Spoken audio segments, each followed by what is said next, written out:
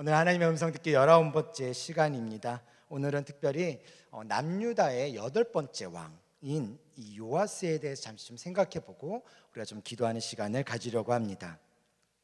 요아스 아세요? 요아스라는 이름은 남유다의 왕으로도 나오고 북이스라엘의 왕으로도 나오는데 오늘은 남유다에 있는 왕을 이야기할 겁니다. 요아스를 어떻게 설명하면 좋을까 좀 잠시 생각을 해봤었는데요. 결론적으로는 요아스는 하나님 대신에 사람을 의지한 사람이었습니다. 그래서 어쩜 보면 요아스는 그의 인생이 사실 그렇게 딱히 성공적이다라고 보여지지는 않습니다.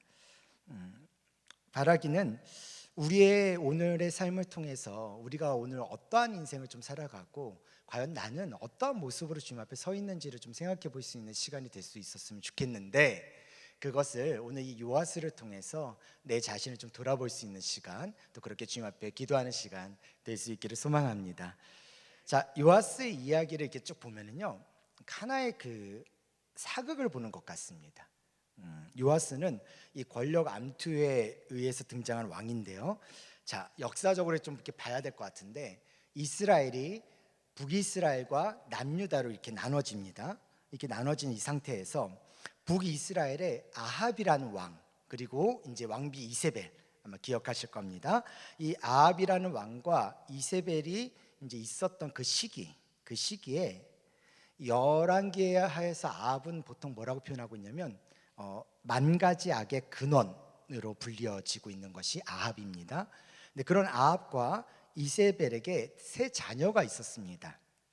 아하시아가 있었고요, 요람이라고 하는 여호람이 있었고, 아달랴가 있었는데 여기서 이제 중요한 인물은 아달랴입니다. 아달랴를 기억하시고 일단, 자, 그리고 나서 이 북이스라엘의 동시대에 남유다에는요 여호사밧이라는 왕이 있었습니다.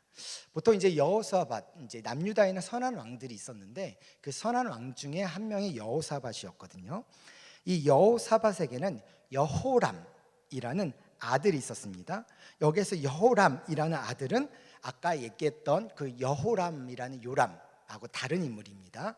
자, 이 여호람이라는 아들이 있었는데 이때 북이스라엘의 아합의 자녀 세대와 남유다의 여호사밧의 자녀 세대가 결혼을 하게 되어졌습니다. 이제 동맹 관계를 아마 좀 맺었던 그 시기였던 것 같아요. 그래서 아달랴와 여호람이 결혼을 하게 된 거죠. 그리고 그 둘 사이에 아하시야라는 왕이 등장합니다. 자, 여기서 일단 이 아하시야라는 왕의 아버지, 그러니까 아달랴의 남편, 이 여호람이 병으로 사망한 이후에 하나님께서는요 예후를 통해서 그 패역했었던 아합, 북이스라엘의 아합의 가문을 처단하실 때 이 아합의 자손들을 비롯해서 이 요아스의 아버지였던 아하시야 왕, 그 왕도 이제 친척 관계이니까, 이제 처가이니까 이제 전쟁에 참여했겠죠. 근데 죽었어요. 그렇게 죽게 돼 버렸고, 결국에는 지금 이 남유다에는 어느 정도 이제 그 권력이나 힘을 좀 발휘할 수 있는 사람이 누구만 남았냐? 뭐 아달랴 하나가 남았겠죠. 그러니까 왕비였던 아달랴가 남았던 겁니다. 자, 근데 이 아달랴는 이미 자신의 남편이 죽었고 그 아들이 왕으로 세워졌는데 왕이 죽은 거예요, 아들이. 그러다 보니까 이 아달랴가 어떻게 했냐? 그러면 이제 뭐 약간의 섭정도 있었겠지만 그러면서 이제 좀 손자를 좀 키워서 세웠어야 되는데 손자들을 싹 다 죽입니다. 그리고 본인이 이제 왕으로 서게 되죠. 그래서 그 남유다의 왕위를 아달랴가 이어가게 되어집니다.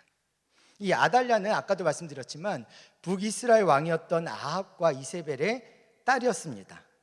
그리고 이 아달랴는 어머니와 마찬가지로 바알을 섬기는데 너무나 열심히였었던 사람이었어요. 그래서 왕이 된 아달랴는요 여호와의 성전을 방치하기 시작했고, 남유다의 예루살렘을 이야기하겠죠. 거기를 방치하기 시작했고 그 성물들을 훼손하기 시작했습니다. 자, 그런데 이 아하시야의 아들 요아스, 그러니까 아달랴의 손자이죠. 이 요아스가 아달랴 할머니가 손자들을 막 죽일 때 구사일생으로 목숨을 구하게 됩니다.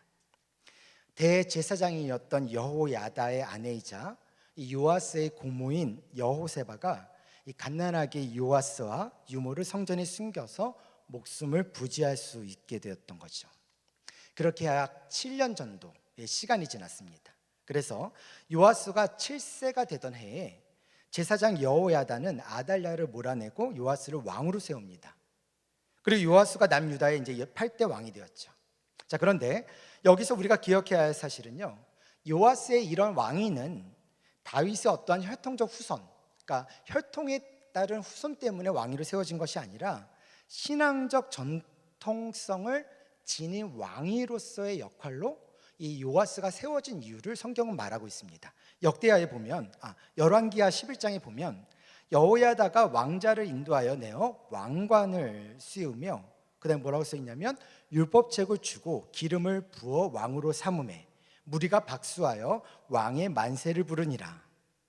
그러니까 이 말씀을 통해서 성경은 요아스의 왕위는 그냥 아달랴를 처치하고 몰아내고 그냥 왕위로 세운, 그냥 다윗의 혈통에 의한 왕이 아니라 하나님께서, 그래서 하나님에 의해 주어진 언약과 그 말씀, 그리고 그것을 거룩하게 하나님을 예배하는 자로서의 자격을 얻은 자로서의 요아스를 하나님께서는 세워주셨다는 것입니다.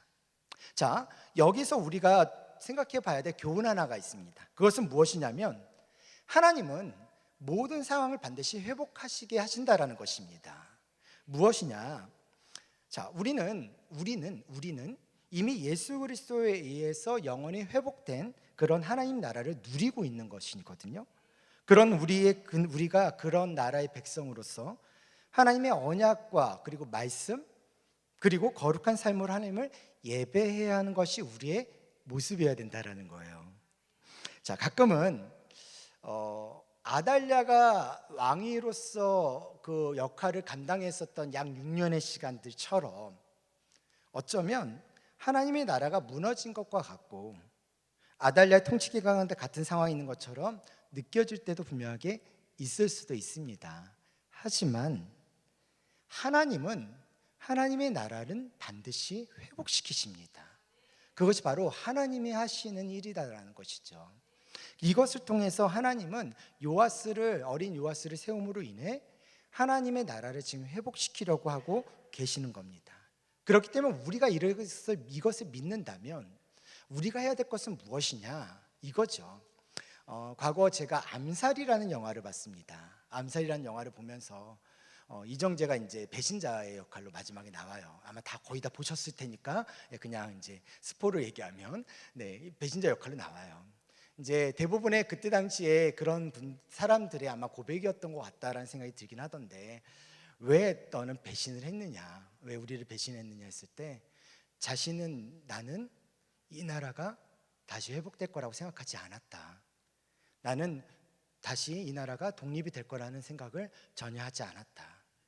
그렇게 되지 않을 거라고 생각했기 때문에 나는 이 땅에서 살아남을 방식과 방법을 선택했다라고 이야기합니다. 마찬가지로 우리도 우리의 삶 가운데 우리에게 주어진 환경과 상황들이 분명히 있어요. 근데 그런 상황들 속에서 분명히 하나님은 모든 상황을 반드시 회복하신다라는 건데, 우리는 그런 회복하시는 하나님 앞에 서 있기보다는 우리 자신이 흔들리고 우리 자신이 뭔가 가망이 없을 것 같은 그런 상황 속에서 결국에는 뭐예요? 지켜야 할 것들을 지켜내지 못한 채 살아가는 경우가 너무나 많다라는 것입니다. 아주 작은 것부터죠. 서로 사랑하라는 것, 아니면 서로 겸손히 서로를 대하라는 것, 아니면 서로 환대하라는 것, 아니면 서로를 위해서, 아니면 내 신앙을 위해서 예배의 자리를 지키고 예배의 자리를 사수하는 모든 과정들 속에서 어떤 것이든 간에 상관없이 내가 지켜야 될 것에 대해서 지키는 것이 그리스도인의 삶인데, 그리고 그것이 바로 회복된 하나님의 나라, 예수 그리스도를 통해서 회복된 하나님의 나라라는 것이 우리한테 주어졌을 때 우리가 살아내야 될 삶의 방식인데, 우리는 마치 이것이 불가능하다고 생각해 보면서 스스로 선을 긋고 스스로 이것은 할 수 없다라고 생각하면서 아무것도 할 수 없는 채로 우리는 지켜야 할 것조차도 손을 놓고 있는 경우가 너무나 많다라는 것입니다. 만약에 예수님께서 다 회복시키신 그 나라에서 우리에게 물었을 때 왜 안 했냐고 하면 뭐라고 대답하시겠습니까? 주님이 회복시킬지 몰랐네요, 이렇게 얘기하겠습니까? 아니지 않습니까? 그것이 우리 안에서 삶의 모습으로 나타나야 된다는 것입니다. 그렇기 때문에 오늘 우리에게 있어야 될 기도의 제목 첫 번째는 무엇이냐면, 하나님의 언약과 말씀을 온전히 받은 자를 반드시 회복하실 것이라는 이 믿음으로 거룩한 삶의 예배를 드리게 하옵소서. 하나님의 언약과 말씀을 온전히 받은 자에게는요, 하나님께서 반드시 회복하실 것이라는 그 믿음을 가지시고 거룩한 삶의 예배를 드리는 우리의 인생과 우리의 삶의 자리가 될 수 있기를 주의 이름으로 축원합니다. 자, 이제 왕이 된 요아스. 이 요아스는요, 너무나 중요한 조력자였던 여호야다가 있었어요. 그렇죠? 이 여호야다가 요아스를 숨겨두고 있다가 여호와스가 한 7세 정도 되어졌을 때 이제 성전을 복원하고 또한 왕위를 찬탈하고 하는 모든 과정들을 겪고 진행하게 되어집니다. 그런 상황 속에서 이 여호야다의 지휘하에 성전을 보수하고요, 모든 우상을 제거하는 계획을 일으킵니다. 하지만 물론 성경의 역사적인 어떤 상황들로 봤을 때는 전부 다 100% 이것이 다 회복된 것은 아니었습니다. 못할 수밖에 없었던 부분도 분명히 있지만, 그래도 나름대로 여호와스는 하나님 앞에서 충분히 자신의 일들을 잘 해가고 있었던 상황이었습니다. 요아스는요, 여호야다가 살아있는 동안 하나님이 보시기에 정직하게 행했습니다. 여호와의 전에 날마다 번제가 끊이지 않을 정도로 항상 주님 앞에 예배하며 살아왔었던 것이 요아스의 모습이었죠. 자, 그런데 그렇게 의지하던 여호야다가 죽게 되자 요아스는 혼란에 빠지고요, 다른 의지할 대상을 찾게 됩니다. 자, 그가 그렇게밖에 할 수 없었던 것은 여호야다의 지혜와 아니면 풍성한 성물 뒤에 그 예루살렘에 다 이렇게 되어져 있는 그 모든 것, 그것 뒤에 계셨던 하나님을 그는 만나지 못했기 때문입니다. 요아스가 바라봐야 했었던 것은 여호야다가 섬기던 하나님이어야 했습니다. 그런데 그는 여호야다만을 바라봤던 겁니다. 결국 하나님을 의지했어야 될 요아스는 다른 의지할 대상을 찾았고요, 그들은 그 신하들과 방백들의 말을 듣고 그는 아세라상과 우상들을 섬기면서 하나님을 떠나 버렸습니다. 사랑하는 소형가족 여러분, 우리가 사람이 청년의 때에 젊을 때 품었었던 그런 마음들, 그런 이상들, 근데 그런 것들이 시간이 점점 흘러가고 세월이 점점 흘러가고 또 나이가 들어가면서 유지된다는 것은 사실 그리 쉽지는 않다는 것 아마 아실 것입니다. 젊을 때에 품었던 어떤 이상 아니면 꿈, 그러한 것들이 시간이 지나고 나면요, 또 나이가 들면서 점점 퇴색되어질 때도 있고요, 적당히 타협하는 일이 벌어지게 되는 것도 있죠. 사람들은 세상은 이상으로만 살 수 없다고 말하면서요, 그렇기 때문에 그렇게 변화져 가는 것들이 철이 드는 것이라고 말하기도 합니다. 그런데 저는 아무리 생각해봐도 젊을 때의 마음이 나이가 들어서 변하는 것을 철드는 것으로 말하는 건 아닌 것 같다는 생각이 들어요. 오히려 저는 그것을 변질일 뿐이라는 생각이 듭니다. 물론 구체적인 상황에 대한 인식이 부족할 수는 있습니다. 그래서 그 상황마다 대처하는 방식이 달라지는 것을 변질이라 부를 수는 없습니다. 하지만 원래 품었던 그런 이상과 꿈 자체를 버리거나 다른 것으로 만들어 버리고 그런 것들에 대해서 철이 드는 것이라고 말하는 건 아니라는 생각인 것입니다. 그것은 분명 변질입니다.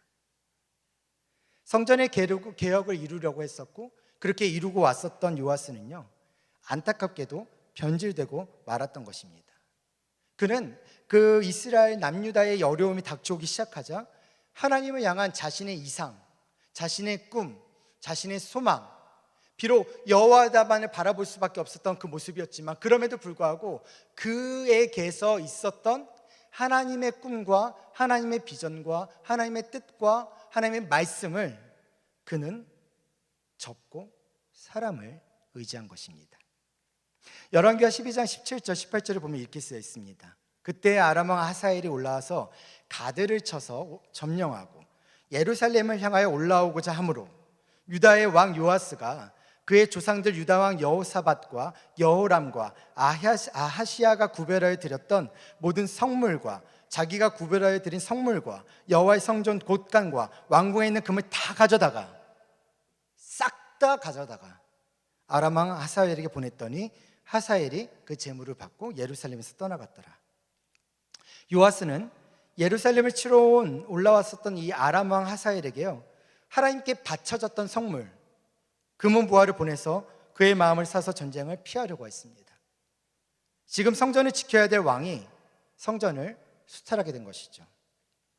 역대기를 보면은요, 요아스가 대제사장 여호야다의 사후에 아세라 목상과 우상을 섬겼다고 기록하고 있는데요, 역대상 24장을 보면 여호야다가 죽은 후에 유다 방백들이 와서 왕에게 절하매 왕이 그들의 말을 듣고 그의 조상들의 하나님 여호와의 전을 버리고 아세라 목상과 우상을 섬겼으므로 그 죄로 말미암아 진노가 유다와 예루살렘에 임하니라. 그는 젊어서 성전을 보수하고 회복하는 일에 그토록 매진했었던 왕이었지만 나이가 들어가면서 그는 우상 숭배로 돌아서는 변질을 보인 것입니다. 또한 여호야다의 아들인 스가랴가 왕이었던 이 요아스에게 찾아가서 경고했었습니다. 심판의 메시지를 분명하게 전했죠. 근데 요아스의 허락을 받은 백성들에 의해서 이 스가랴는 죽게 되어집니다. 그것이 역대에 기록되어져 있는데요, 역대하 24장 21절 22절에 이렇게 쓰여 있습니다. 무리가 함께 꾀하고 왕의 명령을 따라 그를 여호와의 전뜰 안에서 돌로 쳐 죽였더라. 여호수아 왕이 이와 같이 스가랴의 아버지 여호야다가 베푼 은혜를 기억하지 아니하고 그의 아들을 죽이니 그가 죽을 때에 이르되 여호와는 감찰하시고 신원하여 주옵소서 하였더라. 결국 사람에게 사람의 방법에 의한 그 모든 것을 결국엔 자신을 의탁했었던 이 요아스는요, 아람 사람들에 의해 군대를 잃게 되어지고요, 마지막엔 자신의 신복들에게 죽임을 당하는 비참한 결과를 맞게 됩니다. 이 스토리 안에서 우리에게 주는 또 다른 교훈이 하나가 있습니다. 그것은 무엇이냐면 하나님은 말씀을 끝까지 붙잡는 자를 원하신다라는 것입니다. 요아스를 아달랴로부터 구했었던 여호야다가, 제사장 여호야다가 요아스에 의해 개혁의 대상이 되었었던 상황이 있었습니다. 그래서 요아스는 그렇게 해서라도 제사장들의 안일함들과 제사장들의 모습들 가운데 그것을 타파하며 성전을 거룩하게 지키려고 했었던 사람이었죠. 그런데 그런 요아스도 결국 그 마지막에 개혁의 대상이 되어 아달랴처럼 반역에 의해 죽고 말았습니다. 개혁의 주체가 개혁의 대상이 되고 자기가 개혁을 위해 다른 이들에게 행했었던 것을 그대로 당하는 모습은요, 개혁의 깃발을 든 자가 끝까지 그 마음을 유지하지 못했을 때 얼마나 추악의 나락으로 떨어질 수 있는가를 보여주고 있는 본문이기도 합니다. 우리가 만약 교회를 바로 세워가기를 원한다면, 우리의 가정을 바로 세워가기를 원한다면 이 세상에 어떠한 위협이나 어려움이 닥쳐온다 하더라도요, 그 노력을 멈추지 말아야 한다는 것입니다. 그리고 이것이 지금 우리들에게 주어진 하나님의 사명일 수 있다는 거죠. 끝까지 하나님의 말씀을 붙잡을 각오가 된 자를, 그것에 생명을 건 자를 우리 주님은 부르고 계신다라는 것입니다. 그러므로 오늘 기도해야 될 두 번째 기도 제목은요, 하나님께서 주신 사명을 신실하게 감당함으로 끝까지 하나님의 말씀을 붙잡고 멈추지 않는 노력을 하게 하옵소서. 우리가 이 기도로 함께 나아갈 수 있었으면 좋겠습니다. 사랑하는 사랑가족 여러분, 삶의 문제들을 만날 때 우리는 종종 돈이나 인맥이나 연줄의 의지의 문제를 해결하고 합니다. 돈이 바닥난다면, 나를 돕는 손길이 없다면 어떻게 살아갈지 막막할 때가 많습니다. 물론 지금 이 시대에서, 이 현대사회에서 돈, 인맥, 연줄, 사실 이런 대인관계의 필요성은요, 부정할 수 없는 현실이긴 합니다. 그러나 하나님이 아니라 여호야다를 바라보고 하나님께 바쳐진 성물들과 보화를 마음에 두었었던 요아스를 우리가 생각해 본다면, 요아스는 물질로 아람 왕의 마음을 사서 위기를 모면하려 했었지만 그는 결국 죽음을 맞이하게 되었습니다. 결국 그에게 있어서는 사람도 재물도 명예도 한때에 불과할 뿐이라는 것입니다. 요아스는 여호야다가 죽고 난 후에 성전의 성물로 백성들을 구할 수 있다고 생각했겠지만 사실은 하나님이 지켜주셔야 되는 거였습니다. 오늘 우리의 믿음을 점검해 보시기 바랍니다. 우리는 정말 그렇게 살아가고 있습니까? 오늘 정직하게 우리 스스로를 좀 자문해 보셨으면 좋겠습니다. 내 삶에 내가 의지하는 것이 무엇인지 말이죠. 아마도 그러면 오늘 이 시간 우리가 기도하며 주님 앞에 그런 마음으로 나아갈 때 아마도 우리 주님께서 반드시 지금 나의 상태를 가르쳐 주실 거라고 저는 생각합니다. 우리가 어려운 순간 삶의 위기는요 누구에게나 닥치지만 우리는 하나님을 의지할 수 있습니다. 제사장 여호야다의 지혜도요, 풍성한 그 예루살렘의 성물들도요 하나님으로부터 비롯된 것이기 때문입니다. 하나님을 바라보십시오. 시편 119편에 이렇게 쓰여 있습니다. 주의 말씀은 내 발의 등이요 내 길의 빛이니이다. 하나님의 말씀은 우리의 앞길을 비추는 빛입니다. 그리고 매 순간 우리를 가르치시고 말씀을 생각나게 하게 하시는 그 성령 하나님께서는요 아람왕처럼 우리를 떠나거나 배신하지 않으십니다. 그 하나님이 우리와 함께하고 계십니다. 그러니 고민해 봐야 합니다. 우리는 하나님을 믿으면서 하나님을 정말 의지하며 살아가는가? 신앙생활을 한다면서 사람을 의지하고 있는 것은 아닌가 말이죠. 요아스가 의지했었던 여호야다처럼 어쩌면 나를 위해 기도해 준다는 어떤 사람, 나를 위해 기도하는 어떤 사람, 혹은 우리의 신앙을 위해 목회자나 교육자 등 우리는 지금 사람을 의지하고 있지는 않습니까? 아니면 정말 하나님을 믿으며 살아가고 있습니까? 사람을 의지하는 사람들의 특징은요 사람의 말에, 사람의 행동에, 사람의 모습에 쉽게 휘둘린다는 겁니다. 우리의 믿음이 쉽게 흔들린다는 거죠. 혹시 우리 중에서도 신앙생활하는 중에 누구 때문에 신앙이 자꾸 흔들리지는 않습니까? 누구의 말 때문에 불안해하십니까? 아니면 누구의 말 때문에 희망을 가지고 계십니까? 신앙생활 하다 보면 이러한 동역자들 얻는 거 참 중요합니다. 맞습니다. 그리고 좋은 얘기긴 한데요, 하나님보다 사람을 더 의지한다면 우리는 그 사람이 떠나가면 어떤 삶을 살아가야 할지 모르게 되기도 한다는 것입니다. 요아스는 여호야다가 죽고 난 후에 눈에 보이는 아람이라는 큰 나라 앞에서 어떻게 자기 백성을 지켜낼까를 끊임없이 고민했습니다. 성전 안에 있는 모든 성물을 가지고 해결하려고 했었지만 결국 요아스는 아람에게서 배신당했죠. 여기서 우리에게 주는 교훈이 있습니다. 하나님은 우리가 삶의 위기 가운데 하나님을 선택하기를 원하신다는 것입니다. 인생의 위기는 늘 우리 인생과 함께 가는 것입니다.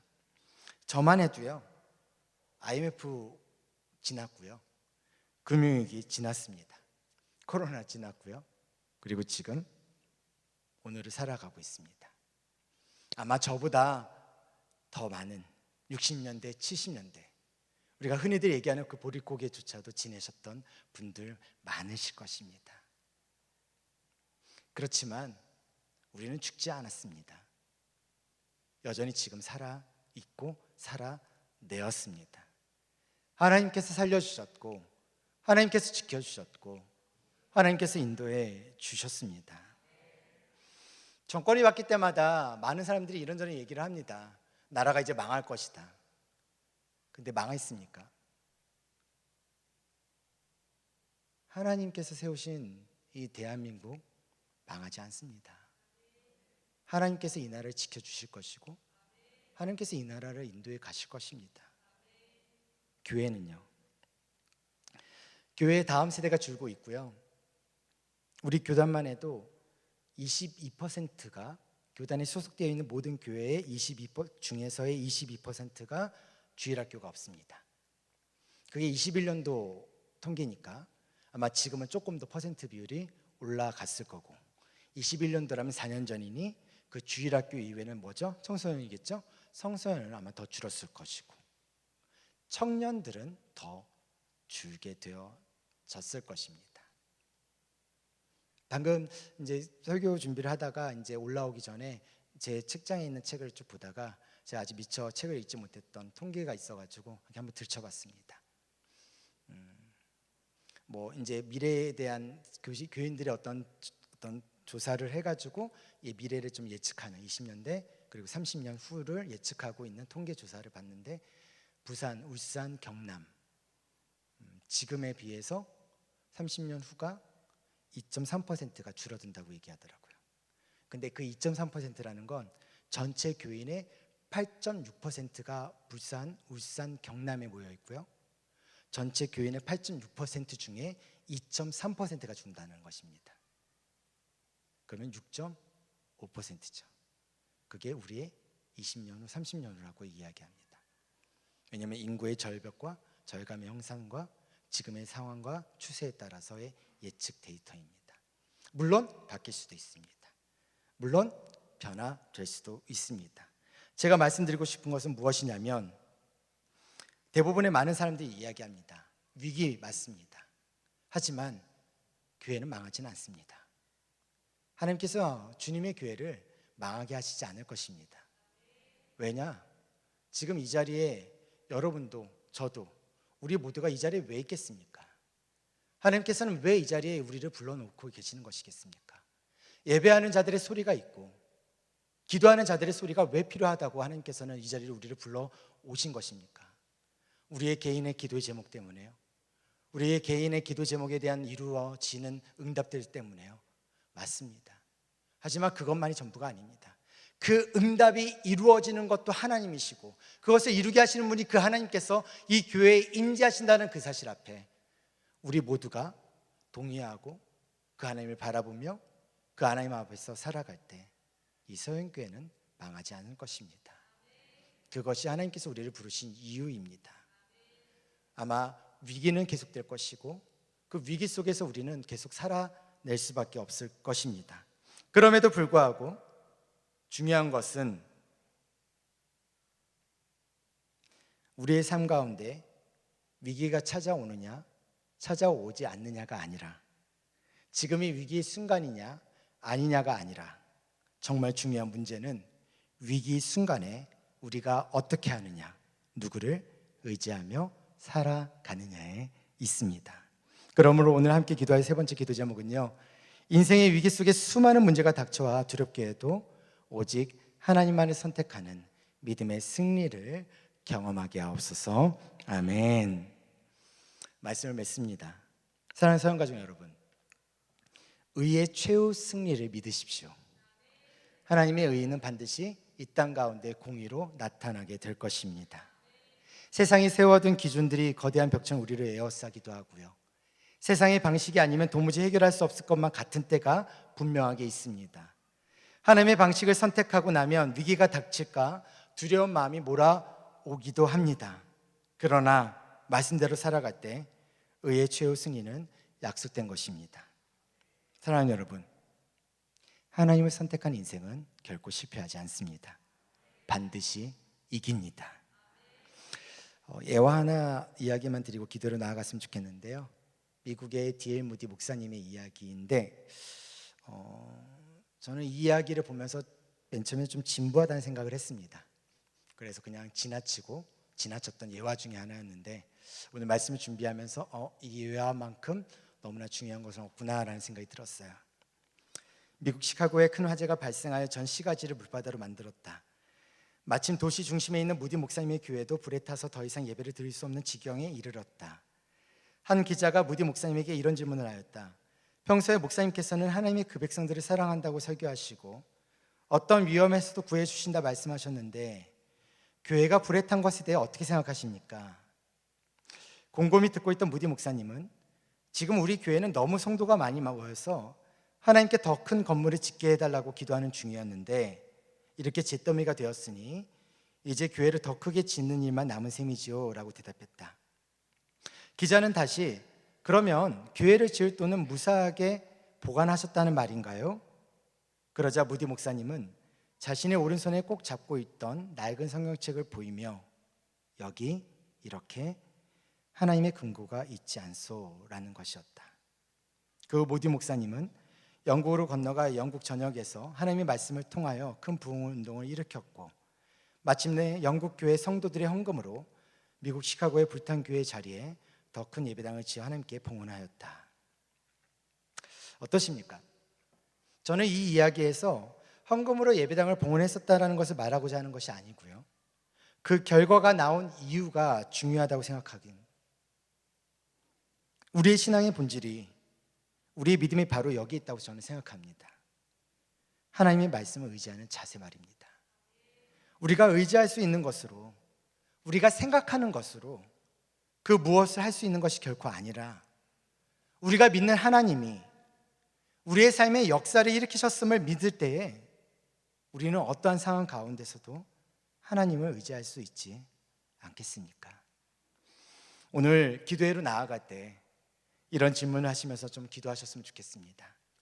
내 삶이 진짜 의지하는 것은 무엇인지, 나는 하나님을 정말 의지하고 있는지. 오늘 설교 제목은 반드시 이깁니다 라는 단어입니다. 제목에 대해서 몇 가지 고민을 했습니다. 하나님이 선택한 사람은 결코 실패하지 않습니다를 얘기할까, 반드시 이깁니다를 얘기할까, 하나님만을 의지하십시오라는 이야기를 할까. 다 똑같다라는 생각을 하면서 그냥 간단한 반드시 이깁니다라는 말을 적었습니다. 하나님을 선택한 사람은 결코 실패하지 않습니다. 하나님께서 반드시 이기게 하실 것입니다. 이 믿음의 질문을 통해서 하나님과 깊은 만남이 있는 시간이 되시기를, 그런 사랑하는 서영 가족들 되시기를 주의 이름으로 축원합니다. 자, 말씀을 정리하겠는데요, 세 가지 교훈이 있었다고 말씀드렸죠. 첫 번째, 하나님은 모든 상황을 반드시 회복하실 것입니다. 그리고 두 번째, 하나님은 말씀을 끝까지 붙잡는 자를 원하십니다. 그리고 세 번째, 하나님은 우리가 삶의 위기 가운데 하나님을 선택하기를 원하십니다. 아멘. 자, 기도 제목 첫 번째, 다시 한번 읽겠습니다. 시작. 하나님의 언약과 말씀을 온전히 받은 자를 반드시 회복하실 것이라는 믿음으로 거룩한 삶의 예배를 드리게 하옵소서. 아멘. 두 번째, 하나님께서 주신 사명을 신실하게 감당하도록 끝까지 하나님의 말씀을 붙잡고 멈추지 않는 노력을 하게 하옵소서. 아멘. 세 번째, 인생의 위기 가운데 수많은 문제가 닥쳐와 두렵게 해도 오직 하나님을 선택하는 믿음으로 승리의 삶을 살게 하옵소서. 아멘.